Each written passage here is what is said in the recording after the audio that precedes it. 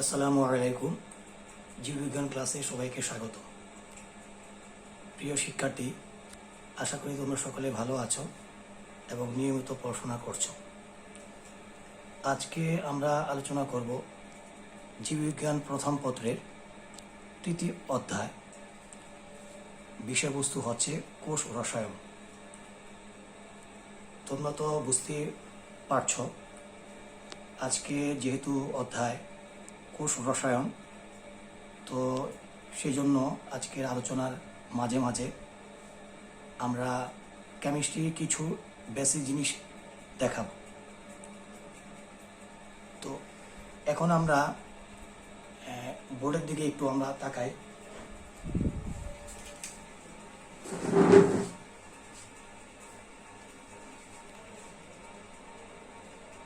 তোমরা এখানে দেখতে পাচ্ছ আমি কিছু প্রশ্ন দিয়েছি। প্রশ্নগুলো আমি আগে একটু পড়ে নিই। প্রথমেই দেখতে পাচ্ছ গ্লাইকোসাইডিক বন্ধন কি। দ্বিতীয় প্রশ্ন আমি দিয়েছি পেপটাইড বন্ড কাকে বলে। তৃতীয়ত রিডিউসিং সুগার বলতে কি বুঝো। বাংলায় এই প্রশ্নটা এভাবে আসে, বিজারক শর্করা বলতে কি বুঝো। চতুর্থ আমি যে প্রশ্ন দিয়েছি সুক্রোজকে অবিজারক শর্করা কেন বলা হয়। তো এই প্রশ্নগুলো আলোচনা করার পূর্বে আমি এর সাথে সম্পৃক্ত রসায়নের কিছু মূলক নিয়ে আলোচনা করছি। তোমরা একটু লক্ষ্য করো, আমি এখানে 5টি মূলক দিয়েছি, আমি একটু পড়ে শোনাই। প্রথমে দেখতে পাচ্ছ অ্যালডিহাইড মূলক CHO, দ্বিতীয়ত হাইড্রোক্সিল মূলক OH, তৃতীয়ত কিটো অথবা কিটোন মূলক CO, 4 নম্বরে আমি দিয়েছি NH2 অর্থাৎ অ্যামিনো মূলক। পঞ্চম আমি দিয়েছি কার্বক্সিল মূলক COOH। শুধু এই 4টা প্রশ্নই না, আজকে পুরো আলোচনার মাঝে এই কার্যকরী মূলকগুলো আমাদের কাজে আসবে। তো প্রথমেই আলোচনায় আসা যাক গ্লাইকোসাইডিক বন্ধন কি। প্রিয় শিক্ষার্থী, গ্লাইকোসাইডিক বন্ধন হচ্ছে মনোস্যাকারাইড সমূহের মাঝে বন্ধন। তবে এটি ডাইস্যাকারাইড, অলিগোস্যাকারাইড, পলিস্যাকারাইড মাঝে আমরা এই গ্লাইকোসাইডিক বন্ধন দেখতে পাবো। তোমরা এবার সংখ্যাটা লিখতে পারো। একটি মনোস্যাকারাইড অণুর হাইড্রোক্সিল মূলক অর্থাৎ এটি অন্য একটি মনোস্যাকারাইড অণুর হাইড্রোক্সিল মূলকের সাথে যে বন্ধনের মাধ্যমে যুক্ত থাকে তাকে আমরা বলবো গ্লাইকোসাইডিক বন্ধন। আমি একটু আবার বলি যে একটি মনোস্যাকারাইডের হাইড্রোক্সিল মূলক অন্য একটি মনোস্যাকারাইডের হাইড্রোক্সিল মূলকের সাথে যে বন্ধনের মাধ্যমে যুক্ত থাকে সেই বন্ধনকে আমরা বলবো গ্লাইকোসাইডিক বন্ধন। তো এটা সংজ্ঞা হয়ে গেল। দ্বিতীয়ত 2 নম্বর প্রশ্ন আমরা যেটা দেখতে পাচ্ছি পেপটাইড বন্ড। এটা আসলে অ্যামাইনো অ্যাসিডের মধ্যকার বন্ধন। এটা কোভ্যালেন্ট বন্ড। সংজ্ঞা তোমরা এভাবে লিখতে পারো। একটি অ্যামিনো অ্যাসিডের কার্বক্সিল মূলক অন্য একটি অ্যামিনো অ্যাসিডের অ্যামিনো মূলকের সাথে যে বন্ধনের মাধ্যমে যুক্ত থাকে তাকে আমরা বলবো পেপটাইড বন্ড। আমি আবারও বলছি, একটি অ্যামিনো অ্যাসিডের কার্বক্সিল মূলক অন্য একটি অ্যামিনো অ্যাসিডের অ্যামিনো মূলকের সাথে যে বন্ধনের মাধ্যমে যুক্ত থাকে সেই বন্ধনকে আমরা বলবো পেপটাইড বন্ড। পেপটাইড বন্ধনের মাধ্যমে প্রোটিন অণু সৃষ্টি হয়। তৃতীয়ত তোমরা দেখতে পাচ্ছ যে রিডিউসিং সুগার বলতে কি বুঝো, এই প্রশ্ন আমরা দেখতে পাচ্ছি। তো এটাকে বাংলায় বলা হয় বা বাংলায় এই প্রশ্নটা এইভাবে আসে, বিজারক শর্করা বলতে কি বুঝো। তো আনসারটা তোমরা এইভাবে লিখতে পারো, যে সকল কার্বোহাইড্রেটের বা যে সকল শর্করা কমপক্ষে একটি হাইড্রক্সিল মূলক অথবা অ্যালডিহাইড মূলক থাকে এবং যারা অন্য যৌগকে বিজারিত করতে পারে বা যাদের বিজারণ ক্ষমতা আছে, তাদেরকে আমরা বলবো রিডিউসিং সুগার। যেমন উদাহরণ হিসেবে বলতে পারি গ্লুকোজ, ফ্রুক্টোজ, তারপরে এরকম সেলোবায়োজ, মল্টোজ ইত্যাদি।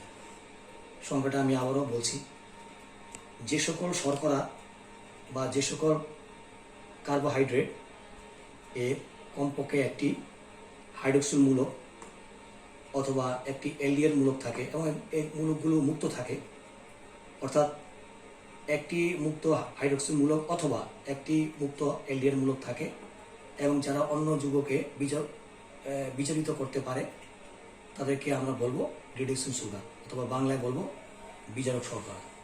উদাহরণ হিসাবে আমরা বলতে পারি গ্লুকোজ, ফ্রুক্টোজ, মল্টোজ, সেলোবায়োজ ইত্যাদি। এরপর যে প্রশ্ন আমরা দেখতে পাচ্ছি, সুক্রোজকে অবিজারক শর্করা কেন বলা হয়, এই যে প্রশ্নটা তোমরা দেখতেই পাচ্ছ, এই প্রশ্নটা বিভিন্ন বোর্ডে প্রায় এসে থাকে। তো এটা খুবই ইম্পর্টেন্ট তোমাদের জন্য। তো আসলে আমরা তো জানি সুক্রোজ এখনো গ্লুকোজ ও এখনো ফ্রুক্টোজ মিলে সুক্রোজ তৈরি হয়। তো যখন এখনো গ্লুকোজ ও এখনো ফ্রুক্টোজ মিলে যখন সুক্রোজ তৈরি হয়, তখন গ্লুকোজ ও ফ্রুক্টোজের অ্যালডিহাইড ও কিটোমূলক বিনষ্ট হয়ে যায়, অর্থাৎ এদের অস্তিত্ব নষ্ট হয়ে যায় এবং এদের কোনো বিজারণ ক্ষমতা থাকে না। এই জন্য এই সুক্রোজকে অবিজারক শর্করা বলা হয়ে থাকে। তাহলে এখানে আলোচনা আমরা দেখলাম যে এই 4টি প্রশ্ন আলোচনা চলে আসলো। এখন আমরা এই কোষ রসায়ন অধ্যায়ে কিছু কেমিস্ট্রির বেসিক জিনিস আমরা আলোচনা করব। প্রিয় শিক্ষার্থী, তোমরা এখানে দেখতেই পাচ্ছ আমি কিছু যৌগের স্ট্রাকচার এখানে লিখেছি। তো প্রথমে আমরা দেখতে পাচ্ছি এখানে ডি গ্লুকোজ এর স্ট্রাকচার, এরপরে ডি ফ্রুক্টোজ, এটা এই দুটোই চেইন আকারে লিখেছি আমি। এরপরে দেওয়া আছে আলফা ডি গ্লুকোজ, তারপরে দেওয়া আছে বিটা ডি ফ্রুক্টোজ। এরপরে নিচে তোমরা দেখতে পাচ্ছ মল্টোজ আলফা 1,4 লিঙ্কেজ, এরপরে যৌগটা সেলোবায়োজ বিটা 1,4 লিঙ্কেজ। আমি আগেই বলেছি যে আজকের আলোচনার সাথে এই এই যৌগগুলোর বেসিক এটা খুবই কাজে লাগবে। তো চলো আমরা একটু বোঝার চেষ্টা করি জিনিসগুলি কি আসলে কি। এখানে তোমরা দেখতে পাচ্ছ ডি গ্লুকোজ আর ডি ফ্রুক্টোজ, এই ঘটনাটা হচ্ছে চেইন আকার, চেইন। আর এখানে যে আলফা ডি গ্লুকোজ আর বিটা ডি ফ্রুক্টোজ, এটা রিং স্ট্রাকচার। তো আমরা চিনব কিভাবে ডি গ্লুকোজ? ডি গ্লুকোজ আসলে কি, কাকে বলে? এখান থেকে এমসিকিউ প্রশ্ন কিন্তু আসে। আমরা এখানে দেখতে পাচ্ছি, আমরা পরীক্ষাতে এই ছবি যখন আসবে দেওয়া থাকবে, তখন আমাদের প্রথম দায়িত্ব থাকবে যে আমরা গুণে দেখব যে আসলে এটা গ্লুকোজ কিনা, অর্থাৎ C6H12O6 কিনা। এরপরে এটার পরে আমরা যেটা দেখব সেটা হচ্ছে এই যে C6H12O6 এর পরে ফ্রুক্টোজও থাকতে পারে, কিন্তু ফ্রুক্টোজে এই ঘটনা থাকবে ভিন্ন, CH2OH CH2OH।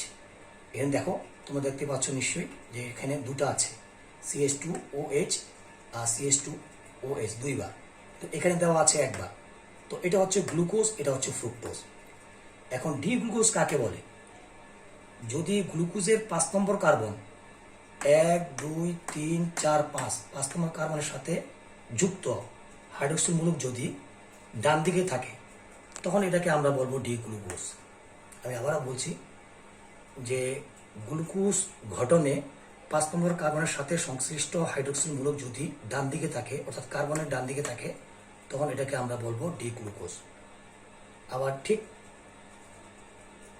এটার যদি এই ওএস হাইড্রোক্সিল মূলক যদি বাম দিকে থাকতো তখন এটাকে আমরা বলতাম এল গ্লুকোজ। তো আমাদের আজকে আলোচনায় বেশিরভাগই ডি গ্লুকোজ নিয়ে, ডি স্টাইল নিয়ে আমরা আলোচনা করব। এটাই পরীক্ষা আসে, এলটা পরীক্ষা আসে না। তো এখন চলো আমরা ফ্রুক্টোজ নিয়ে আলোচনা করি। এটা নিশ্চয়ই এতক্ষণের আলোচনা তোমরা নিশ্চয়ই বুঝতে পেরেছ, এটা হচ্ছে ডি এবং এটা ফ্রুক্টোজ, ডি ফ্রুক্টোজ। ফ্রুক্টোজ হচ্ছে CH2OH এবং CH2OH দুটো থাকার কারণে। আর তোমরা দেখতে পাচ্ছ এখানে 5 নম্বর কার্বনের ডান দিকে হাইড্রোক্সিল মূলক আছে, সো এটাকে আমরা বলবো ডি ফ্রুক্টোজ। এরপরে যে ঘটনগুলো আমি দিয়েছি এখানে তো উত্তর দেওয়া আছে আলফা ডি গ্লুকোজ, কিন্তু জিনিসটা বোঝার দরকার আছে যে আলফা ডি গ্লুকোজ আসলে কি।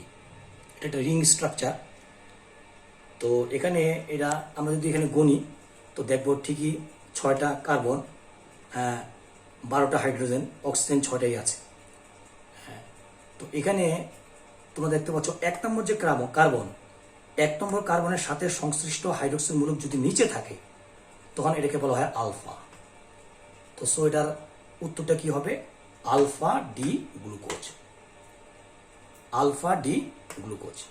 আচ্ছা, এরপরে কিন্তু যদি এই 1 নম্বর কার্বনে হাইড্রোক্সিল মূলক যদি উপরে থাকতো এবং হাইড্রোজেন নিচে থাকতো তখন এটা হয়ে যেত বিটা ডি গ্লুকোজ। তো জায়গা স্বল্পতার কারণে আমি আর এই বিটা ডি গ্লুকোজটা এখানে দিইনি।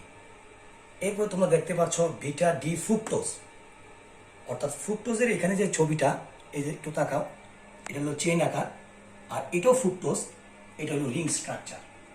তো এখানে আগের আলোচনার সাপেক্ষে তোমরা বুঝতেই পারছো 1 নম্বর কার্বনের হাইড্রোক্সিল মূলকটা উপরে আছে, এটা কিন্তু নিচে নাই। এই কারণে এটার মানে পজিশনটা হবে যে বিটা ডি ফ্রুক্টোজ। তো এই 4টা বেসিক জিনিসটা তোমরা এখন দেখতে পেরেছো বা বুঝতে পেরেছো। এখন আমরা চলে আসি মল্টোজ আলফা 1,4 লিঙ্কেজ। আমি আগেই বলেছি যে এমসিকিউতে বিভিন্ন বছর এই ছবিগুলো আসতেছে, এই স্ট্রাকচারগুলো দিয়ে এরা প্রশ্ন করে। তো এখানে এখন দেখতে পাই এটা হচ্ছে মল্টোজ।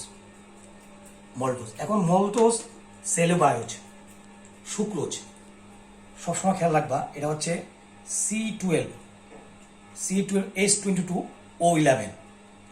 অর্থাৎ আমি যদি এখানে আমাদের প্রথম কাজ হবে যে আমরা দেখব যে এখানে কার্বন 12টা আছে কিনা। তোমরা আলোচনার পরেও বই থেকে দেখে নিতে পারো যে এখানে আসলে কার্বন 12টাই আছে।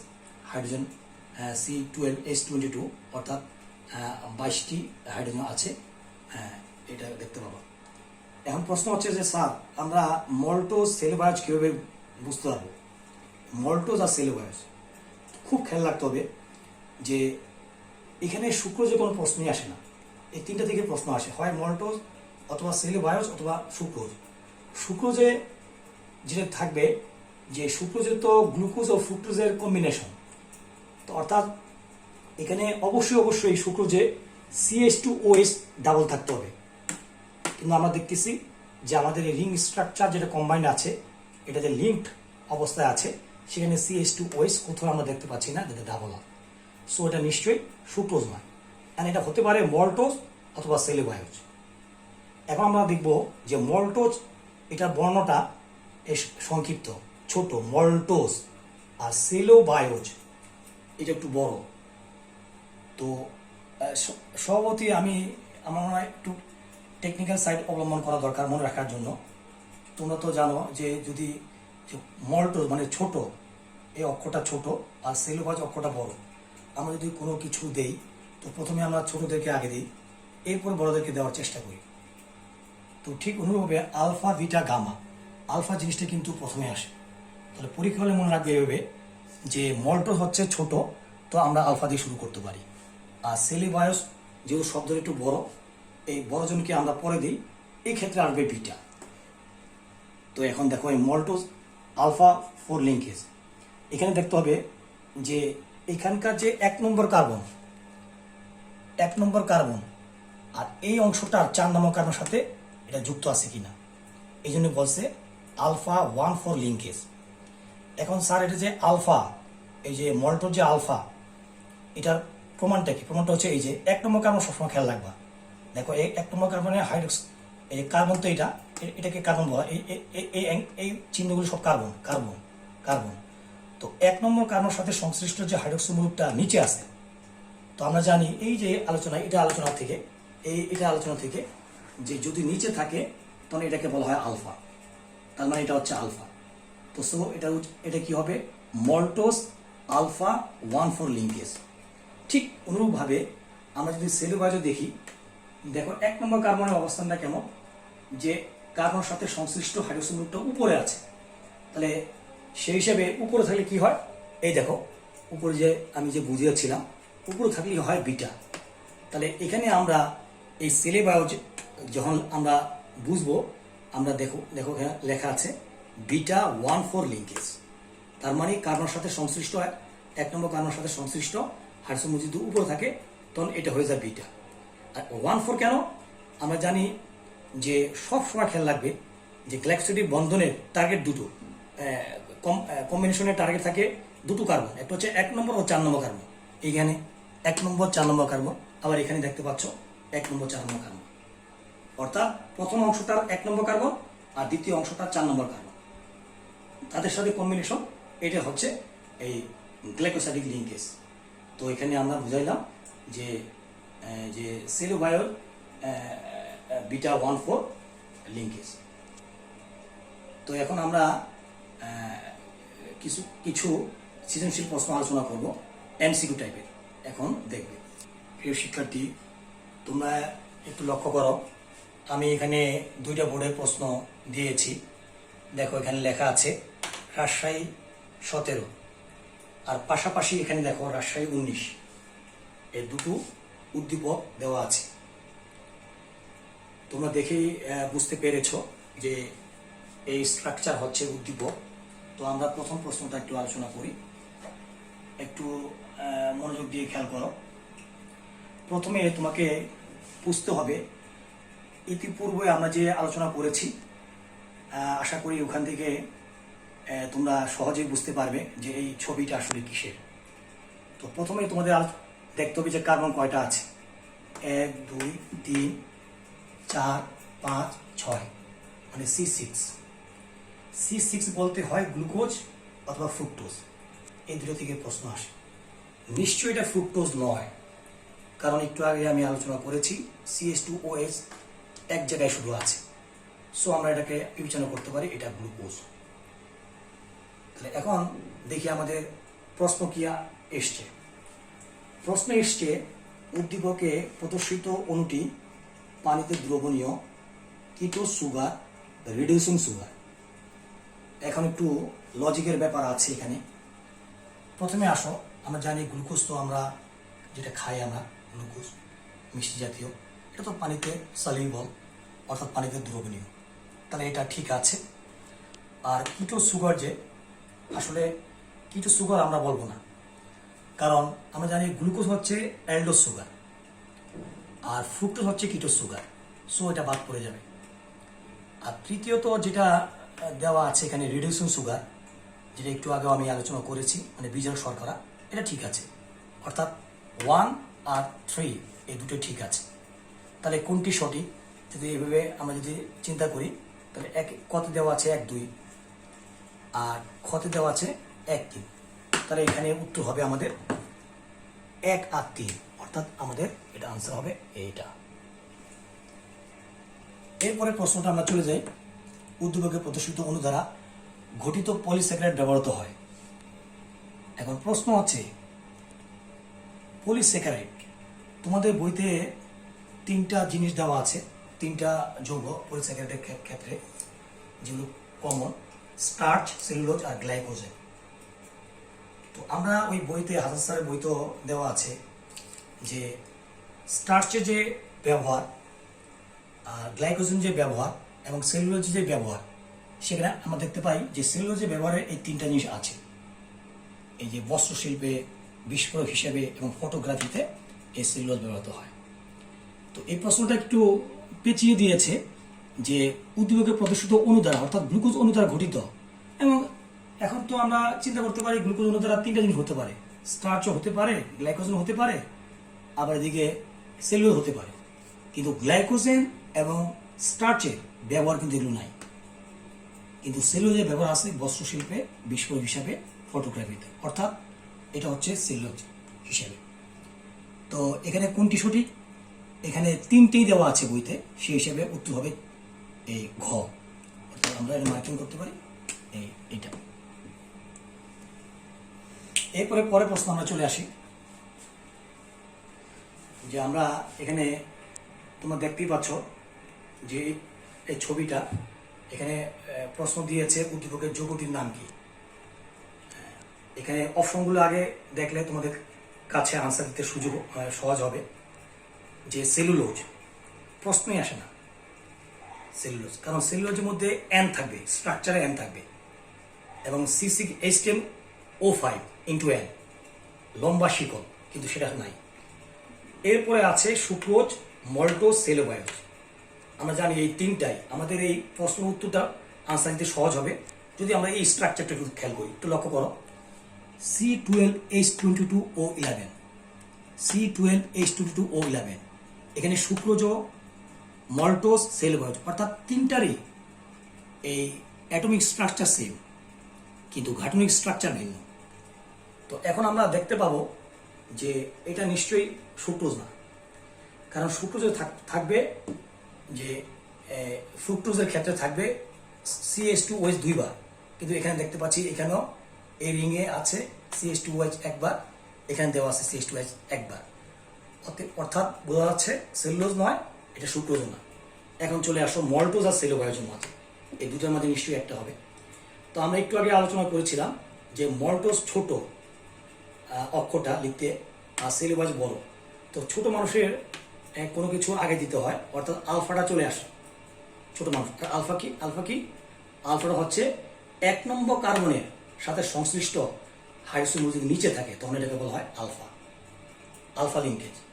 আর এই মল্টোজ যেটা থাকে, মল্টোজে এই আলফা লিঙ্কেজটা থাকে, অর্থাৎ এটার আনসার হচ্ছে গ, মল্টোজ। তাহলে সেলুলোজ আমাদের লাগবে না, কারণ সেলুলোজের ক্ষেত্রে এই 1 নম্বর কার্বনটার হাইড্রোক্সিল থাকবে উপরে, অর্থাৎ বোঝা যাচ্ছে এটা সেলুলোজ না, এটা হবে মল্টোজ। আর সুক্রোজ তো প্রশ্নই আসে না, আর সেলুলোজ তো পলিস্যাকারাইড। চলো এবার শেষের প্রশ্নটা আমরা দেখি কি দেওয়া আছে। উদ্দীপকের যৌগ আলফা ডি গ্লুকোজ দ্বারা গঠিত। আলফা ডি গ্লুকোজ দ্বারা গঠিত, হ্যাঁ ঠিক আছে কথাটা। আংশিক বীজাণুক্ষম, এটাও ঠিক আছে। বিটা 1,4 গ্লাইকোসাইডিক বন্ধনযুক্ত, এটা মিথ্যা, এটা সঠিক নয়। আমাদের আগের আলোচনা এখনকার আলোচনা, দুটো আলোচনা আমরা দেখতে পাচ্ছি এটা বিটা বন্ধন না, এটা নিশ্চয়ই আলফা বন্ধন। তাহলে এটা উত্তর হবে কোনটা সঠিক? 1 আর 2, অর্থাৎ ক, এই ক হবে এটা উত্তর।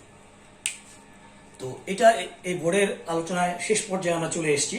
তোমরা একটু দেখতে চেষ্টা করো, এখানে আমি একটা সংকেত দিয়েছি C6H10O5 ইন্টু N। এটা পলিস্যাকারাইডের ক্ষেত্রে তোমরা এই স্ট্রাকচার দেখতে পাবে।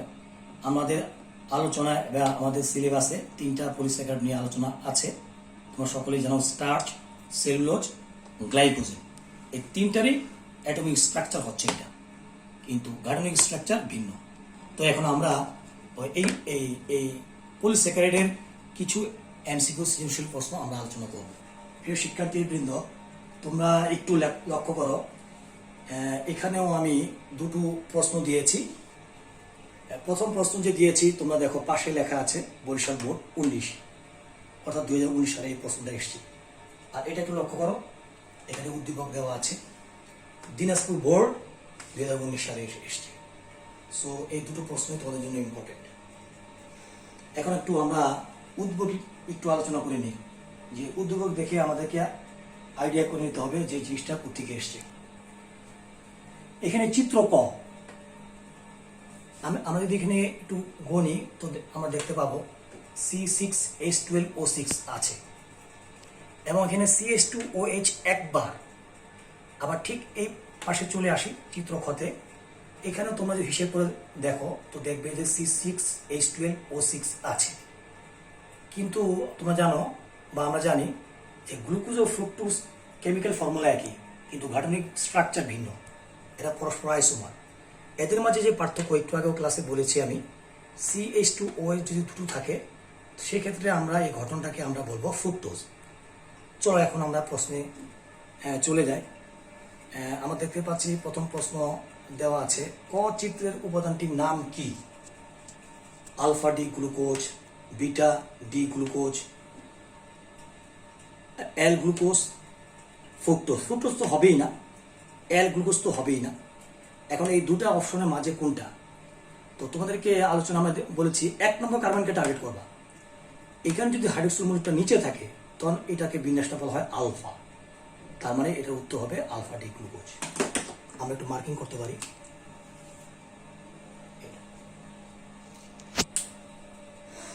দ্বিতীয় অংশ হচ্ছে, চিত্র দুটো যোগ করলে কি উপাদান গঠিত হবে? এটা নিশ্চয়ই গ্লুকোজ, এটা ফ্রুক্টোজ। তো সহজ উত্তর যে গ্লুকোজ ও ফ্রুক্টোজের মানে সমন্বয়ে গঠিত হয়, গ্লুকোজ ও ফ্রুক্টোজের সমন্বয়ে গঠিত হয় ফ্রুক্টোজ। তাহলে এটা উত্তর হবে এই ফ্রুক্টোজ না, সরি, গ্লুকোজ ও ফ্রুক্টোজের সমন্বয়ে গঠিত হয় সুক্রোজ। তাহলে এটার উত্তর হবে এই সুক্রোজ, এটাই সুক্রোজ।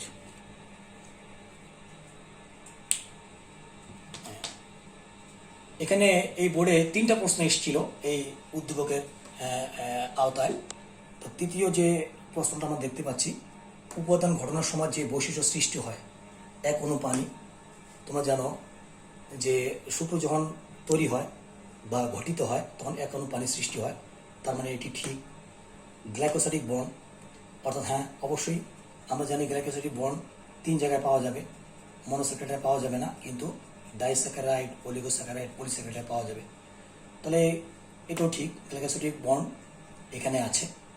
আর 3 নম্বর, কিটোন ও অ্যালডিহাইড বর্গ বিনিষ্ট হয়ে যায়, এটাও সত্য। আমরা জানি এই সুক্রোজের কোনো বীজাণু ক্ষমতা নাই, কারণ কিটোন ও অ্যালডিহাইড বর্গ বিনিষ্ট হয়ে যায়। সো 3টেই কারেক্ট, সেই হিসাবে উত্তর হবে 1, 2, 3 অর্থাৎ ঘ। এরপরে প্রশ্ন আমরা চলে যাই। এই যে পুরো আমি একটু আগেও কিন্তু আলোচনা করেছিলাম, যখন স্ট্রাকচার লম্বা হবে তখনই তোমাদেরকে ধারণা করতে হবে পরীক্ষা হলে যে এটা নিশ্চয়ই এটা পলিস্যাকারাইড। তার আরেকটা প্রমাণ হচ্ছে, এখানে এন আছে, দেখতে পাচ্ছ এন। এখন এই পলিস্যাকারাইডের মাঝে 3টা জিনিস আমাদের আছে, স্টার্চ, সেলুলোজ, গ্লাইকোজ। এখন এখানেও কিছু লজিকের ব্যাপার আছে। স্টার্চ শব্দটা সংক্ষিপ্ত, সেলুলোজ এই শব্দটা একটু বড়, তার মানে এটা আমরা এটা তুলনা করতে পারি, এটা ছোট, এটা ছোট ভাই, এটা বড় ভাই, বা এটা ছোট বোন, এটা বড় বোন। তো কোনো কিছু দিলে ছোটকে আগে দিতে হবে, অর্থাৎ আলফাটা থাকবে ছোট। এখন আমি 1 নম্বর কার্বনে তোমাদের দেখো যে 1 নম্বর কার্বনে যে জিনিসটা কোথায় আছে। 1 নম্বর কার্বনে, 1 নম্বর কার্বনে যদি হাইড্রোক্সিল মূলক যদি নিচে থাকে তো এটা হচ্ছে আলফা। আলফা আমরা জানি স্টার্চের ক্ষেত্রে আলফা লিঙ্কেজ, আর সেলুলোজের ক্ষেত্রে অবশ্যই বিটা লিঙ্কেজ। তাহলে এখন দেখবো আমরা যে আসলে এটা কোনটা হবে, যে আলফা স্টার্চ হবে না সেলুলোজ হবে। কাইটিন তো প্রশ্নে আসে না, গ্লাইকোজেন হবে না। তা স্টার্চ আর সেলুলোজের মধ্যে কোনটা হবে? এখন যেহেতু এটা হাইড্রোক্সিল মূলকটা উপরে আছে তাহলে এটা নিশ্চয়ই সেলুলোজ, আর নিচে থাকতো তাহলে এটা স্টার্চ। তাহলে এখানে উত্তর হবে এটা খ, অর্থাৎ পদার্থের নাম হচ্ছে সেলুলোজ। এরপরে যে প্রশ্নটা, জৈব রাসায়নিক পদার্থের ক্ষেত্রে কোনটি সঠিক? আলফা 1,4 বন্ধন দিয়ে গঠিত, এটা আলোচনা চলে আসছে। এই পুরো লিঙ্কেজটা এখানে যে 1 নম্বর কার্বনের এই যে 1 নম্বর কার্বন আলফা স্টাইলে আছে জিনিসটা, সরি এটা তো বিটা লিঙ্কেজ, তার মানে এটা মিথ্যা, এটা সঠিক নয়, এটা হচ্ছে, এটা যদি হাইড্রোক্সি গ্রুপ নিচে থাকতো তখন হতো এটা আলফা, কিন্তু আমরা দেখতে পাচ্ছি হাইড্রোক্সি গ্রুপটা উপরে, তার মানে এটা বিটা লিঙ্কেজ। তাহলে এটাও ভুল, এটা ভুল। কেবলমাত্র উদ্ভিদ দেহে পাওয়া যায়, এর একটু পরে আলোচনা করতেছি। উদ্ভিদ ও প্রাণী দেহে পাওয়া যায়। তোমরা জানো প্রাণীদের কোষ প্রাচীর নেই, সেক্ষেত্রে সেলুলোজের প্রশ্নই আসে না, তার মানে এটাও ভুল, এটা মিথ্যা। আর পানিতে দ্রবণীয় ও বিজারক পদার্থ, আমরা সকলে জানি যে আসলে পলিস্যাকারাইড যেগুলি, এগুলি পানিতে দ্রবণীয় নয় এবং এরা মানে অবিজারক, সেক্ষেত্রে এটাও মিথ্যা বা ভুল। তাহলে উত্তর আছে সঠিক একটাই হবে, কেবলমাত্র উদ্ভিদ দেহে এটা পাওয়া যায়, অর্থাৎ উত্তর হচ্ছে সঠিক ক। তাহলে এই আমাদের হয়ে গেল দিনাজপুর বোর্ড 19, আর হচ্ছে এই হলো বরিশাল বোর্ড 19 সালে আসা প্রশ্নগুলো আমি আলোচনা করেছিলাম। এখন আমরা এই মানে কোষ রসায়ন চ্যাপ্টারে কিছু ব্যাপারে আমি কথা বলতে চাই, তোমরা একটু মনোযোগকে লক্ষ্য করো। প্রিয় শিক্ষার্থীবৃন্দ, আসলে তোমরা তো আমার কলেজে ক্লাসগুলোতে তোমরা নিজেরাই বলেছ যে এই চ্যাপ্টারটা অনেক কঠিন লাগে। এখানে দুটো কারণে এই চ্যাপ্টার কঠিন লাগে আমি মনে করি। একটা হচ্ছে এখানে জায়গায় জায়গায় কেমিস্ট্রি আলোচনা আছে, তো কেমিস্ট্রি একটু বেসিক জিনিস যারা দুর্বল তাদের জন্য এটা কঠিন লাগবে, এটাই স্বাভাবিক। আর দ্বিতীয়ত আরও একটা কারণে এটা কঠিন লাগে, সেক্ষেত্রে তোমাদেরকে সাবধান করে দিচ্ছি, বিভিন্ন গাইড বা বইতে প্রিন্টিং মিস্টেক বা অন্যান্য কারণে অনেক ভুল আছে, এবং এই চ্যাপ্টারের এই ভুলগুলো আমাদের চোখে পড়ে। তো এটা উদাহরণ হিসেবে আমি বলতে পারি যে একটা প্রশ্ন প্রায় এসে থাকে যে কোন কোন জায়গায় কোন কোন যৌগে আমরা গ্লাইকোসাইডিক বন্ধন দেখতে পাবো। ধরো লেখা আছে 1, 2, 3, 1-এ আছে ডাইস্যাকারাইড, 2-এ আছে অলিগোস্যাকারাইড, 3-এ আছে পলিস্যাকারাইড। কোন কোন জায়গায় উত্তর আছে 1টা, 2টো, 3টা বলে, আসলে উত্তর হবে 3টাই, ডাইস্যাকারাইড, পলিস্যাকারাইড, অলিগোস্যাকারাইড। অথবা বিভিন্ন গাইড বিভিন্ন বইয়ের আনসার কিন্তু ভুল আছে। তো শুধু এই প্রশ্নই বলছি না, আরও কয়েকটা ভুলও আমি দেখেছি, আমরা পেয়েছি। তো এই জন্য তোমরা একটু আসলে আজকে আলোচনা এখানেই শেষ, কিন্তু তোমরা এরপরেও তোমরা এটা আজকে আলোচনা পরে আমি অনুরোধ করবো তোমরা বইটা একটু দেখে নিবে। আমার মনে হয় আজকে আলোচনার পরে তোমাদের কাছে যেই জটিলতাগুলো ছিল এগুলো সহজ হয়ে যাবে। তো তোমাদেরকে আর বিরক্ত করছি না, আজকে আমি এখানেই শেষ করছি। খুদা হাফেজ, আসসালামু আলাইকুম।